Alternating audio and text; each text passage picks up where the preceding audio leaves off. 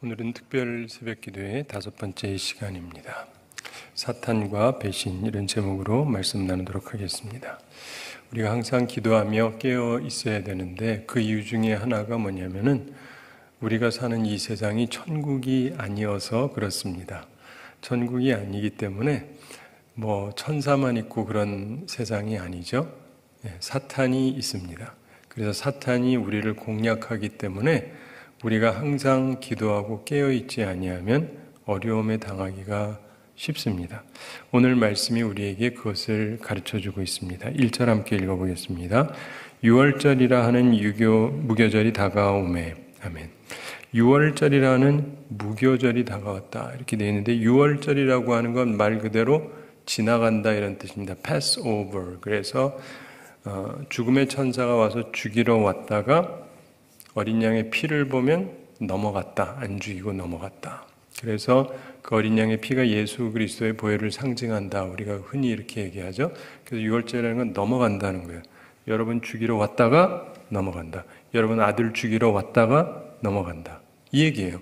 여러분 손자 죽이러 왔다가 넘어간다. 아무도 아멘을 안 하셔도 하여간 죽이러 왔다가 피 때문에 넘어갔다. 바로 그거예요. 그래서 6월절이라는 건 굉장히 의미심장합니다. 모두를 죽이는데 어린 양의 피 때문에, 그리스도의 보혈 때문에, 예수를 믿기 때문에 넘어간다. 이 6월절의 의미거든요. 그리고 6월절이라는 무교절이다 이렇게 말씀하는데 무교절이라고 하는 건 조금 다른 의미죠. 이것은 우리가 외국 사람들이 빵을 구워 먹잖아요. 우린 주로 쌀로 밥을 해 먹고, 물론 요즘에는 빵도 많이 해 먹는데, 이 빵을 만들 때 보면 이제 누룩 이스트라는 걸 넣습니다. 이렇게 그래야지 이렇게 잘 부풀어 가지고 잘 되는 것 같은데, 그런데 일반적으로 그걸 항상 넣는데 이거를 넣지 말라고 하나님이 하시는 때가 있어요. 항상 넣고 먹는데 요 때는 넣지 말아라. 그래서 무교절이라는 게 그겁니다. 이스트를 안 쓰고 먹어야 되는 때, 이런 때예요. 그런데 이스라엘에게 니산월, 그게 이제 그들에게 새해 1월 같은 정월 같은 때인데, 니산월 14일이 6월절 양을 잡는 날이었습니다. 잡아야 이제 또 피를 이렇게 바르고 하니까요. 그리고 양을 잡고 나서 그 다음 날 15일부터 7일 동안 무교절이 계속됩니다. 21일까지. 따라서 6월절과 무교절은 다르다고 말할 수 있지만 그냥 이렇게 대체로 묶어서 하나로 이제 얘기를 합니다. 항상 같이 가니까. 그래서 6월절 식사하고 바로 뒤에 이어지는 무교절 잔치. 그것은 유사해서 때로 이 6월절이라고 하는 용어가 양자를 다 포함해서 쓰여지는 경우가 많이 있습니다. 근데 여기서는 조금 더 구체화해서 설명하고 있죠. 그러면서 2절 함께 읽어보겠습니다. 대제사장들과 서기관들이 예수를 무슨 방도로 죽일까 궁리하니 이는 그들이 백성을 두려워함이더라. 아멘. 대제사장들과 서기관들이 당시 그곳에서 이들이 별도로 회의를 계획했습니다. 물론 백성의 장로들을 포함해서 했던 것으로 보여지는데 예수를 무슨 방도로 죽일까 궁리하니 이런 얘기를 합니다. 여러분, 그냥 우리는 이 말씀을 하도 잘하니까 그런가 보다 하지만요. 우리 믿음의 사람들이 자기들에게 있어서 신앙적으로 가장 중요한 때 지도자들이 모여서 저 인간 어떻게 사형시킬까, 어떻게 죽일까를 주 의제를 놓고 있다는 거는 좀 참 안 어울리지 않습니까? 안 어울리잖아요. 그렇죠? 그러니까 이게 이런 생각을 해야 우리도 조심하는 거예요.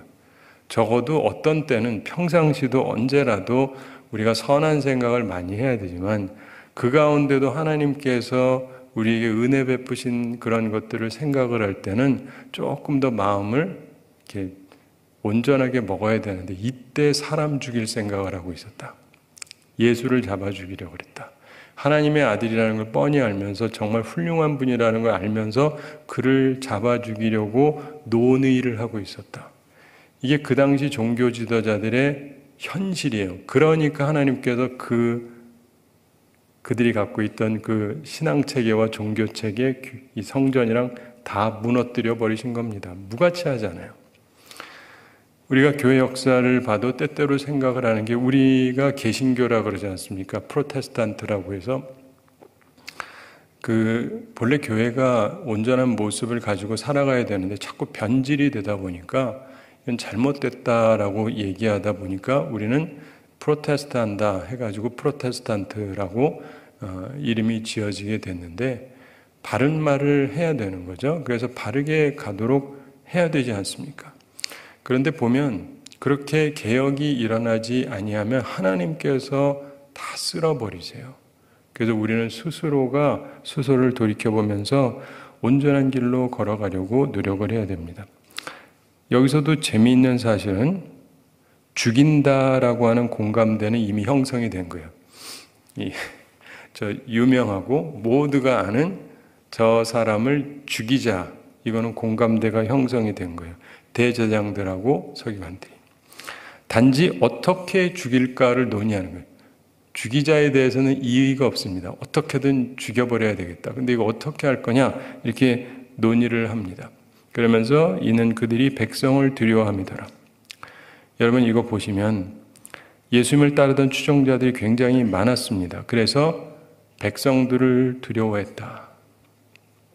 민의가 있으니까 사람들이 여론이 형성되어 있는데, 그걸 생각하면 하여간 예수를 죽이고는 싶은데 잘못하다가 자기들에게 역풍일까 봐 겁이 나는 거죠. 그래서 우리가 인생을 살아가면서 보면 요번에 이제 산불도 나고 그러다 보니까, 제가 옛날부터 이제 목회하면서 산불에 대해서도 그렇고 좀 알게 되기도 하고 말씀도 나누고 하다 보면은, 이 어떤 경우에는요, 이런 산불을 방지하기 위해서 미리 불을 붙이기도 해요. 우리한테는 잘 익숙하지 않은 얘기죠. 그 무슨 말이냐면 어느 정도 태워버리는 거예요. 그래야 불이 잘 안 납니다. 이상한 소리 한다 또 저 목사는. 근데 왜냐하면 이게 뭐 낙엽도 많이 쌓이고 막 이러다 보면 나중에 불이 나면은 통제가 안 돼요. 그래서 일부 지역을 일부러 불을 내서 태워요. 그래서 이게 끊어지도록 이렇게 쫙 있잖아요. 이게 그러니까 전략이에요, 전략. 그래서 여기 붙으면 계속 붙어가잖아요. 그래가지고 이걸 끊어버려야 돼요. 끊어야 돼요. 곳곳마다. 그래서 일부 지역에 불을 붙이되 대신에 조심해서 하는 거죠. 처음부터 끌 준비해놓고. 그 일단 태우고 지나서 꺼버리면 여긴 그 다음에 불이 안 붙습니다. 왜냐하면 이미 붙었으니까. 무슨 말인지 아시죠? 예. 낙엽이랑 다 탔고. 그래서 이렇게 계획적으로 이걸 잘 해야 되는데 사실 쉬운 일은 아닙니다. 근데 그때 할 때에도 굉장히 조심해야 되는 것 중에 하나가 바람의 방향을 보고 해야 돼요. 바람의 방향을. 그냥 아무렇게나 붙이면 되는 게 아니고, 우리가 여러분이 거기 있으니까 거기 있다 치고 바람이 글로 부는데 거기다 불을 탁 붙여버렸어요. 그럼 어떻게 돼? 일로 불이 쫙 간다고요. 큰일 나는 거지. 날 살려라 하고 도망가야 되잖아요. 그래서 이게 계획적으로 잘해서, 예를 들면 이쪽으로 불이 붙게 하려면 이 바람이 이쪽으로 불 때 붙여야 돼요. 바람까지 우리 마음대로 못 하잖아요. 그래서 그런 것도 다 이렇게 계산을 해가지고 어느 정도 하고 이렇게 해야 되는데, 그래서 보통 보면은 이 불을 끌 때에도 여러 가지 방도들이 있는데, 그 중에 맞불이라고 들어보셨죠? 맞불 붙인다. 저기서 붙이면 이쪽도 붙인다. 그 얘기까지는 그만하겠고, 근데 아무튼 그런 것들도 다 많은 경험들을 통해서 어떻게 해야 지혜롭게 하는지를 좀 생각해 볼 수가 있는데요. 여기서 보면은 이 사람들이 걱정하는 게 뭐냐면, 예수님을 두려워하는 이유가 뭐냐면, 사람들의 인기가 너무 높으니까 30 초반인데 온 사람들의 마음이 이 사람한테 다가 있어요. 옛날에 다윗도 30의 왕이 됐잖아요. 그러니까 예수님에게 인기가 엄청나게 몰려있는 걸 보니까 이들이 자기들이 모든 권력을 갖고 있는데 그 사람에게 권력이 갈까봐, 예수님에게 권력이 갈까봐 이분을 죽이고 싶은 거예요. 죽는 방법이 제일 좋죠. 그럼 끝이 나는 거니까. 그런데 왜 두려워하느냐? 역풍이 일까 봐란 말이에요. 이게 확 죽어버리고 잘 끝나면 좋은데 잘못 건드렸다가 그러면 국민들이 얼마나 또 분노가 일어나겠어요. 그럼 자기들에게 역풍이 일어서 불이 자기들에게 붙을 수 있으니까 그래서 이들이 궁리를 하는 거예요. 사람 하나 죽이는 게 어려워서라기보다 안 걸리게 잘하려고 해야 되니까 이제 생각을 깊이 하는데 이걸 언제 한다고요? 6월절이 다가오는데 하나님께서 자신의 민족에게 자신의 가족들에게 가장 크게 은혜를 베푸셨던 이 은혜의 때를 맞이하여 하나님께서 보낸 사람을 죽이려고 어떻게 하면은 별탈 안 날게 죽여버릴까를 지도자들이 모여가지고 궁리를 하고 있었다. 참 한심하죠? 그런데 이런 일들이 우리 가운데도 이루어질 수가 있는데 그때가 되면 나라가 진짜 힘들어져요. 우리가 구약 말씀도 그렇고 이렇게 쭉 역사서를 연구하다 보면 지도자들이 하나님 앞에 온전하지 못하고 하는 생각이나 행동이나 계획하는 것이 계속 사악해지면 하나님께서 그냥 두지를 않습니다. 그래서 우리가 그러지 말아야 되는 거예요. 사람이 어느 정도 잘못할 때까지는 하나님이 그냥 두시는데 도가 너무 지나치면 하나님께서 그냥 두질 않아요. 택한 백성이라 할지라도. 그래서 우리는 그러지 않도록 항상 주의하고 깨어서 기도하고 항상 기도하면서 깨어 있어야 되는 것입니다. 내 마음에 그런 악한 생각이 들지 않도록. 이들의 마음에 무슨 생각이 있는 거겠어요? 사탄이 그들의 마음에 들어가서 그들의 권력욕을 자극하는 거예요. 우리가 이거 계속 누려야 되는데 저 사람 때문에 안 되겠다. 말씀도 좋고 사람들이 좋아하는데 이대로는 안 되겠다. 어떻게 제거해 버릴까? 이러고 있으면 안 되잖아요. 그런데 우리 속에 그런 마음이 생기지 않도록 항상 주의를 해야 됩니다. 그런데 오늘 말씀이 얘기하는 것은 그들뿐 아니라 예수님이 특별히 택하시고 가까이 하셨던 예수님의 12사도 가운데 한 사람의 마음에도 사탄이 들어갔다는 얘기를 설명해 주고 있습니다. 3절 함께 읽어보겠습니다. 12 중에 하나인 가룟인이라 부르는 유다에게 사탄이 들어가니. 아멘.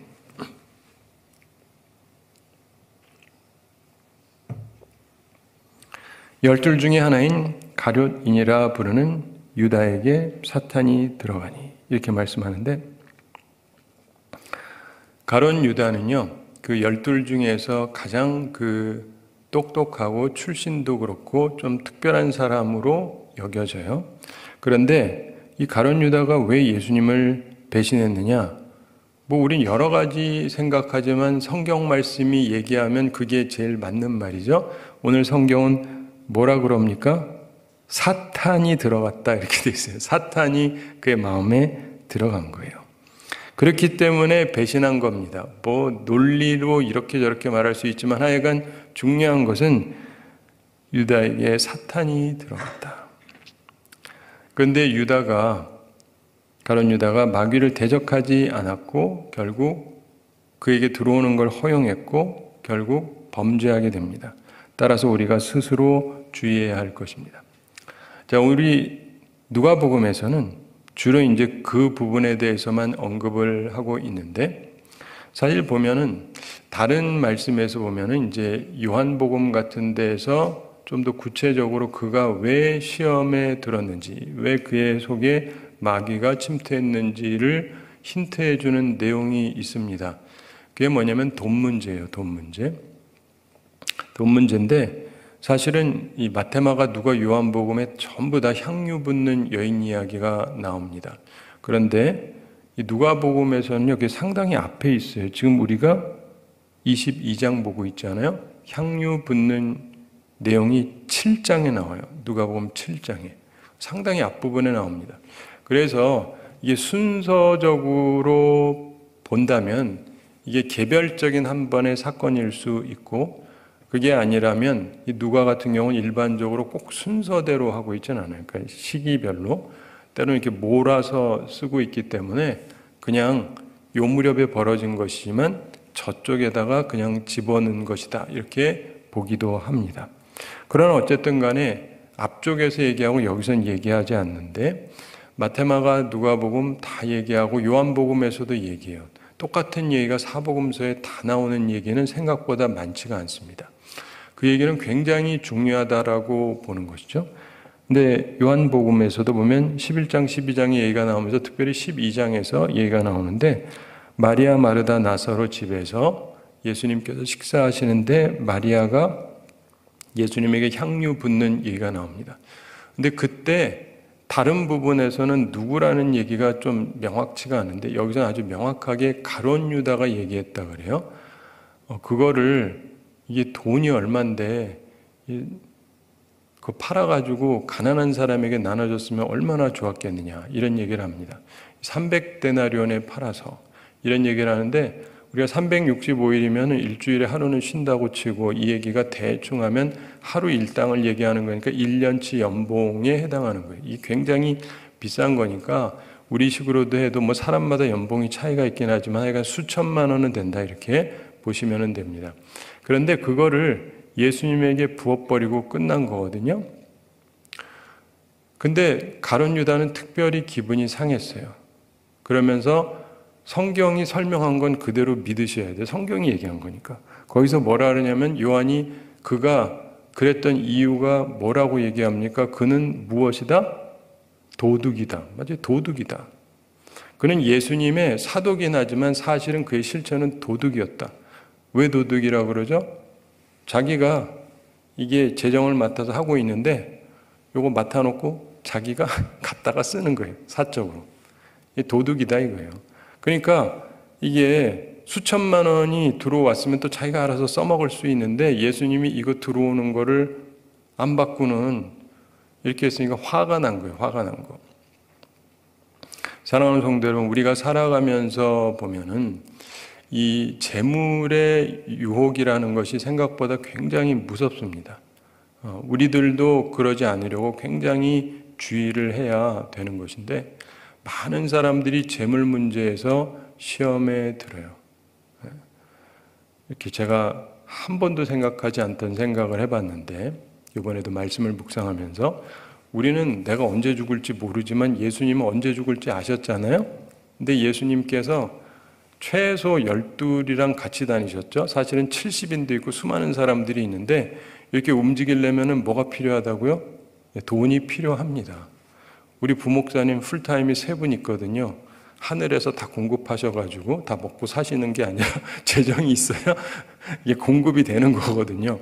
그러면 최소 12명이랑 계속 움직이시는데 이게 돈이 한두 푼으로 되는 게 아니잖아요. 그러면 어디서 공급이 돼야 되는데 그런 얘기를 별로 얘기하진 않죠. 그런데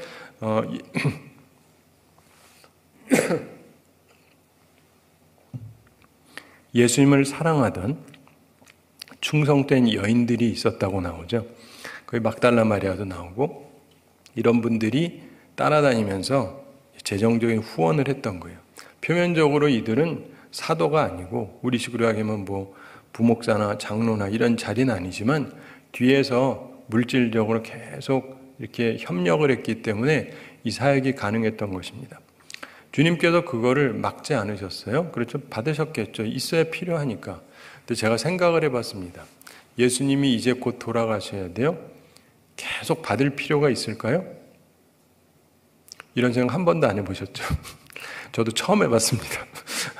계속 가면은 계속 필요한데 이제 예수님 가실 거잖아요. 그리고 예수님의 사역은 종료가 되고 새로운 형태가 되는 거거든요. 왠지 드는 생각인데 이거는 성경에 없어요. 그러니까 그냥 그런가 보다 하시고 저 개인의 견해입니다. 예수님이 덜 받지 않으셨을까 싶어요. 권사님이 집 팔아서 내겠다. 아 이제 됐어요. 이제 그만해요. 뭐 밭에서 팔겠다. 아 됐어요. 이제 그만해요. 이랬단 말 없어요. 근데 그랬을 수 있을 것 같아요. 계속 뭐 자기들이 뭔가 공급해야 되니까. 근데 재정을 맡은 가룟 유다는 짜증이 나는 거예요. 돈이 필요한데 왜 갑자기 내지 말라 그래. 이게 성경에 없는 얘기예요. 근데 왠지 그랬을 것 같은 거예요. 안 그래도 헌금이 계속 들어와야 자기가 품 놓고 쓸 텐데, 그렇죠? 품 놓고 쓸 텐데. 근데 이게 예수님이 내가 보기에는 막 거두셨을 것 같지가 않거든요. 본래도 필요한 것만 받으셨겠지 뭐 예수님이 무슨 욕심이 있어가지고 집 살라고 세우려고 돈을 모으는 분 자체가 아니니까 필요한 것만 받으셨을 텐데, 게다가 이제 주님이 곧 떠나실 때가 되니까 별로 이제 자꾸 헌신한다 그러면 조금 했을 수가 있습니다. 저도 예전에 목회하면서 보면은 어떤 상황에서는 어떤 분들이 막 크게 하겠다 그러면은 교인들은 아무도 몰라요. 장로님들도 몰라요. 하지 마세요. 제가 그랬던 적이 있어요. 그분의 뜻은 알겠는데 그게 그렇게 활용되지 않을 거라는 걸 알기 때문에. 예수님께서는 더 잘 아시잖아요. 그러니까 그랬을 텐데 그러면은 그동안 돈이 막 들어오다가 슬슬 마르기 시작하는데 그렇다고 없는 건 아니죠. 근데 필요한 건 있는데 가룟 유다 입장에서는 자기가 품 놓고 쓸 많은 돈이 없는 거예요. 그동안은 막 들어왔는데 갑자기 그러더니 드디어 예수님께서 수천만 원을 자기한테 그냥 쏟아버리는데 잘했다 그러시니까 얼마나 짜증이 나겠어요. 저 내 돈인데. 자기 속으로 이해가 되세요? 사람의 마음 속에서 욕심이 잉태하면 문제가 되는 거예요. 욕심이 잉태하면 죄를 낳고 죄가 장성하면 사망을 낳는다. 사랑하는 성도 여러분, 우리 마음속에 욕심이 생기지 않도록 항상 주의를 해야 돼요. 우리는요, 언제나 죽는다는 생각을 해야 되죠. 항상 생각하거든요. 매일매일. 오늘 죽는다고 생각하면요, 내가 돈이 100억이 있든 1000억이 있든 1000조가 있든 상관이 없을 뿐더러 오히려 많을수록 괜히 가슴만 아프죠. 그렇잖아요. 죽음을 생각하면 없으니까 아무렇지도 않은데 그렇잖아요. 내가 막 1000조가 있고 세계 최고 부자다. 오늘 죽는다 그러면 너무 아깝잖아요. 그래서 사실은 죽음을 생각해야 욕심이 사라져요. 그리고 내가 이렇게 한다고 해도 그 욕심이 많이 사그러집니다. 그래서 항상 죽음을 생각하시는 게 좋아요. 주님 만날 준비. 그렇다고 아무 생각 없이 다 갖다 주라는 얘기는 아니고, 왜냐면 나도 먹고 살아야 되는데 다 갖다 주고 나 먹을 것도 없으면 그건 곤란하잖아요. 그러니까 이게 적절성이 필요한 거예요. 계속 살 수도 있고 곧 죽을 수도 있고. 그래서 지혜롭게 해야 되는데, 한 가지 분명한 것은 유다의 마음에 사탄이 들어가는데, 왜냐하면 욕심 때문입니다. 욕심.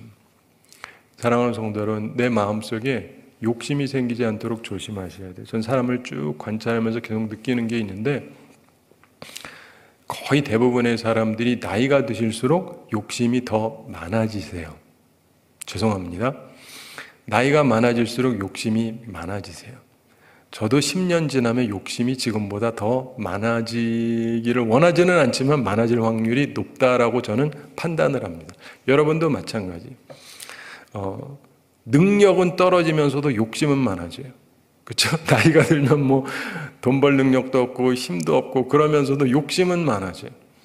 그러다 보니까 자꾸 무리한 일을 하게 되고, 그래서 판단 착오를 하게 됩니다. 그리고 자꾸 무리한 일을 하다 보니까 주변 사람들이 나를 싫어하기 시작을 해요. 여러분, 나이가 들었는데 누가 자꾸 욕심 부리잖아요. 너무 존경스럽죠? 네, 아니잖아요. 그래서 스스로 항상 조심해야 돼요. 욕심을 내려놔야 된다. 욕심을 내려놔야 된다. 아무 생각 없이 살라는 건 아닙니다. 그러나 욕심은 부리지 않으려고 노력을 해야 돼요. 왜냐하면 욕심을 부리면 누가 들어와요? 사탄이 들어와요. 사탄이 들어와서 나를 매개체로 해서 써요. 제가 죄송합니다. 나를 예로 쓰고 싶지는 않은데, 여기 있다 치고 누구 딴 사람? 이 사람의 사탄이 들어와서 이 사람이 막 움직여봐요. 얼마나 못된 짓을 하겠습니까? 사탄에게 붙잡힘과 되었다고 한다면 자기 정신이 있긴 하지만은 온갖 사악한 일을 할 수밖에 없어요.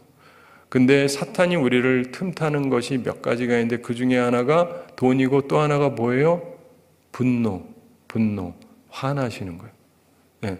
그래서 여러분이 화나는 거를 조절을 하셔야 돼요. 하루는 괜찮은데 하루만 하고 꺼버리셔야 돼요. 계속 가잖아요. 마귀가 틈탑니다. 여러분의 그 미움으로 파고 들어와요. 그래, 그 인간은 죽여버려야 돼. 박살을 내버려야 돼. 그냥 두면 안 돼. 그러면서 나로 파괴적인 인간이 되게 만들어요. 우리나라를 보면 느끼지 않습니까? 분노가 하나도 없어 보여요? 미움이 없어 보여요? 분노가 너무 많잖아요. 미움이 너무 많잖아요. 믿든 안 믿든 하여간 웬 그 분노가 그렇게 많은지. 근데 그래서 주님의 말씀을 따라서 우리가 우리 감정을 통제할 수 있어야 돼요. 안 그러면 사탄이 틈타는 거예요. 그러니까 사탄이 틈타서 계속 싸우게 만드는 거예요. 그래서 돈 욕심도 조심해야 되고, 그리고 특별히 미움 같은 거 조심하셔야 돼요. 그 분노 때문에 내 속에 타고 있는 그 분노의 불길로 세상이 엉망이 될 수가 있습니다. 4절 함께 읽어보겠습니다.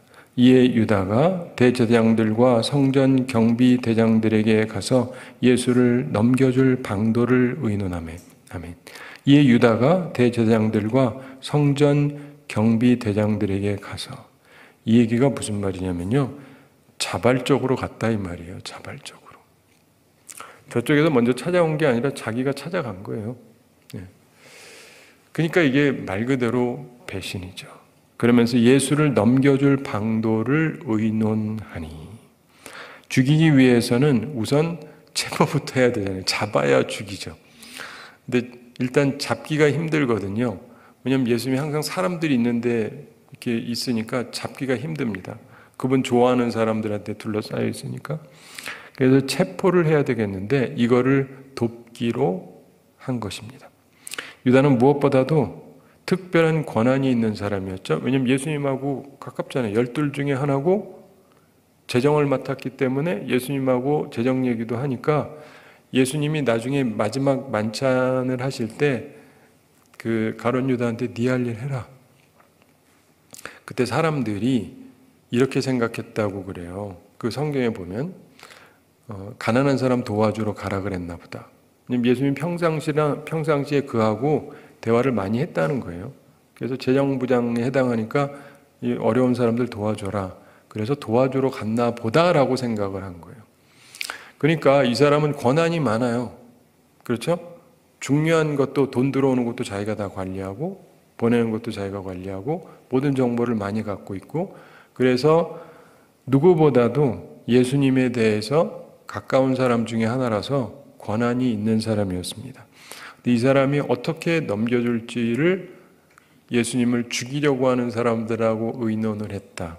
그것도 6월절이 다가오는데, 우린 이걸 보면서요, 참 인생은 편안치가 않다는 걸 알게 됩니다. 이렇게 배신이 생길 수가 있구나. 제가 목회하면서 보면은요, 어떤 교회에서 10년을 있었다. 그럼 사람 다 대충 알지 않겠어요? 그렇죠? 그리고 교회 중직자들은 대충 아는데, 어느 날 보면 사람이 이상해질 때 보면 딱 사탄이, 마귀가 그의 마음에 들어간 거예요. 10년 동안 그러질 않던 사람인데 갑자기, 세상 말로 획가닥한 거예요. 갑자기 획가닥한 거예요. 왜 저러지? 보통 10년 정도 했으면 일반적인 어떤 모습이 있잖아요. 근데 이게 영 이상한 모습이 나타나는 거예요. 그리고는 계속 하는 말과 행동이나 이런 게 보면 제정신이 아닌 것 같아요. 뭐에 쉬운 것 같아요. 그러면 이제 감을 잡는 거죠. 저 사람 속에 지금 사탄이 들어갔구나. 근데 여러분, 항상 누구라도 그렇게 될 수 있어요. 그런 사람이 되지 않도록 주의하셔야 됩니다. 저희 어머님이 돌아가시고 1년 되셨는데, 어머님이 제가 어렸을 때부터 항상 하시던 말씀이 있어요. 제가 항상 기억을 하는데, 용일아, 이 장로님도 좋은 장로님 있고 나쁜 장로님 있고, 목사님도 좋은 목사님 있고 나쁜 목사님 있다. 그러면서 도구라고 하는 것은 좋을 수도 있고 나쁠 수도 있는 건데, 너는 꼭 좋은 목사가 되라. 그런 걸 항상 기억을 해요. 근데 여러분도 다 마찬가지예요. 내가 내 역할을 가지고 좋은 역할을 할 수도 있고 나쁜 역할을 할 수도 있어요. 성령의 인도하심을 받으면 좋은 역할을 하게 돼요. 사탄이 내 속에 와서 작용하기 시작하면 멀쩡하던 사람이 진짜 이상한 짓을 하게 돼요. 모든 분란을 일으키고 모든 이상한 짓을 하고 그렇게 그렇게 돼요. 그러므로 여러분, 악의 도구는 결코 되지 마시기 바랍니다. 그러기 위해서 항상 기도하고 깨어 있어야 돼요. 왜냐하면 마귀는 우리를 침범해 들어오려고 하니까 그걸 막기 위해서 항상 기도하고 깨어 있어야 됩니다. 꼭 그런 우리 모두가 되기를 바랍니다. 자, 5절 함께 읽어보겠습니다. 그들이 기뻐하여 돈을 주기로 언약하는지라. 참 서글픈 사실은 하나님이 기뻐하셔야 되는데 이들이 기뻐해요. 근데 이분들도 보면은요, 종교 지도자들로 높은 분들입니다. 대제사장들, 서기관들 높은 분들이에요. 그런데 이분들은 죄송한데 옛날에 훌륭한 대제사장들이나 서기관 같은 분들이 아니었죠. 타락한 분들이었어요. 욕심에 의해서 이들이 변질된 분들이었습니다. 그들이 기뻐한다는 것은 결코 좋은 일이 아니에요. 소요를 일으키는 일 없이 예수님을 체포할 수 있는 기회를 이들이 잡았다, 이 생각을 한 거예요. 이 사람이 넘겨지면 쉽게 잡을 수가 있다, 이렇게 생각을 한 거죠. 그러면서 돈을 주기로 언약하는지라.